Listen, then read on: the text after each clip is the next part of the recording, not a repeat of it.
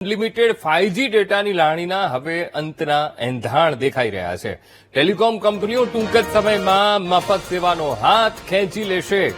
Jio, Airtel અને Vi users હવે ખિસ્સા ખાલી કરવા માટે તૈયાર રહેજો, કારણ કે રોકાણ બાદ હવે કંપનીઓ અસલી કમાણીનો ખેલ શરૂ કરવા જઈ રહી છે. મોબાઈલ રિચાર્જમાં પણ બ્રોડબેન્ડ જેવી જ સિસ્ટમ આવી શકે છે.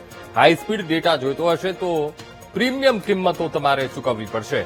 તો વધુ પૈસા ચૂકવતા ગ્રાહકોને નોનસ્ટોપ સુપરફાસ્ટ 5G નેટવર્ક મળશે અને મોંઘા પ્લાન ન ખરીદનારા યુઝર્સે મર્યાદિત ડેટાથી સંતોષ માનવો પડશે.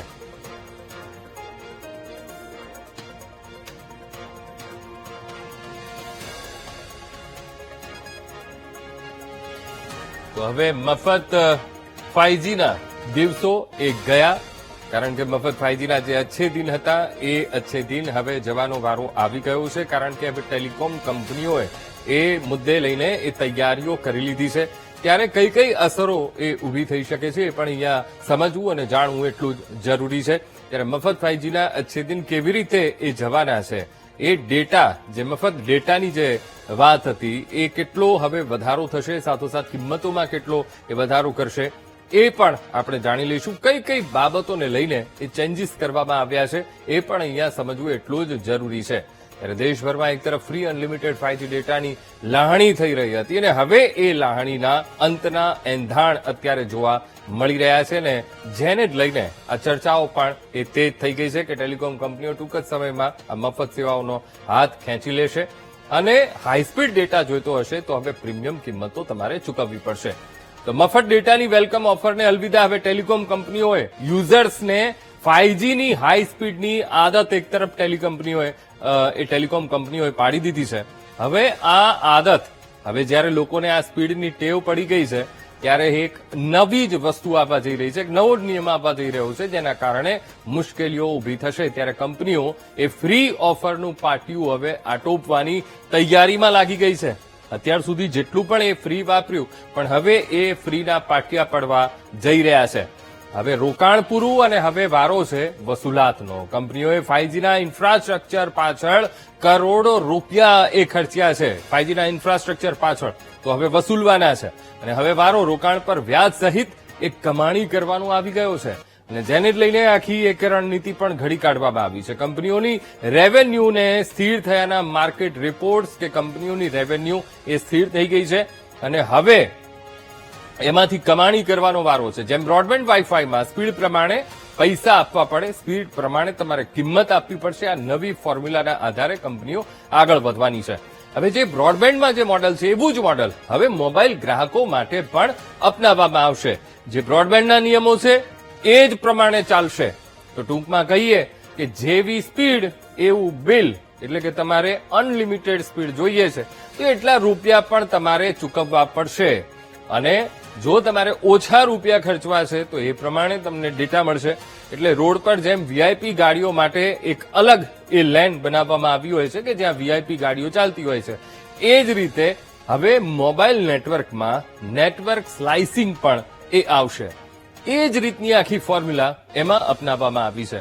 હવે પ્રીમિયમ ગ્રાહકો માટે આ ખાસ લેન રહેવાની છે. ત્યારે જે યુઝર્સ વધુ પૈસા આપશે તેમને સુપરફાસ્ટ નેટવર્ક તેમના મોબાઈલ પર મળશે, એટલે કે અનલિમિટેડ એ ઇન્ટરનેટનો ઉપયોગ કરી શકશે. સાથોસાથ સસ્તા પ્લાનવાળાને પણ સામાન્ય સ્પીડથી સંતોષ માનવો પડશે. પ્રીમિયમ ગ્રાહકો માટે ખાસ લેન રહેશે પણ જે સસ્તા પ્લાન વાપરે છે એ લોકો માટે લિમિટેશન આવી જશે.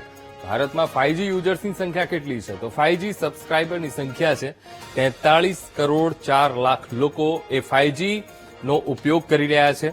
સાથોસાથ જીઓના જ 50%થી વધુ ગ્રાહકો હવે 5G નેટવર્ક પર એ શિફ્ટ થઈ ગયા છે જીઓના. અને આ તરફ અન્ય જે ફ્રી ઓફર હતી એ ફ્રી ઓફર બંધ કરવાનું મુખ્ય કારણ પણ એને માનવામાં આવે છે.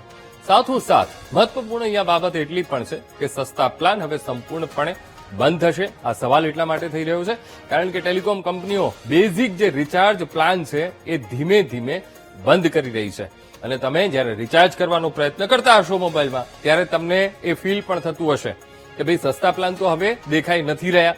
સામાન્ય ગ્રાહકોને પણ ફરજિયાત મોંઘા પ્લાન તરફ વાળવામાં આવી શકે છે અને સાથોસાથ જેથી કંપનીઓ પોતાની આવક વધારી શકે. એટલે કે આવક વધારવા માટેના એ તમામ આયોજનો પૂરા થઈ ગયા છે. હવે ડેટા વપરાશમાં મોટો ઉછાળો એટલે ફ્રી 5G થી ભારતમાં ડેટાનો વપરાશ વાર્ષિક 31% ઝડપે ખૂબ વધી ગયો હતો.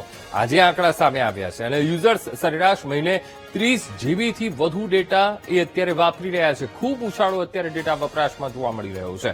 ત્યારે જે કંપનીઓ માટે હવે કમાણીનું મોટું સાધન આ ડેટા વપરાશ બની શકે છે, કારણ કે ખૂબ અનલિમિટેડ ડેટા વાપરવામાં આવી રહ્યો છે, ત્યારે BSNL નવો વિકલ્પ બની શકે છે. ત્યારે જીઓ અને એરટેલના પ્લાન મોંઘા થયા છે અને એ મોંઘા થવાને કારણે આગળ કોણ આવી શકે છે? BSNL. ઘણા યુઝર્સ મલ્ટિપલ સિમ કાર્ડ બંધ કરી BSNL તરફ તેઓ આગળ એની સાથે જઈ શકે છે.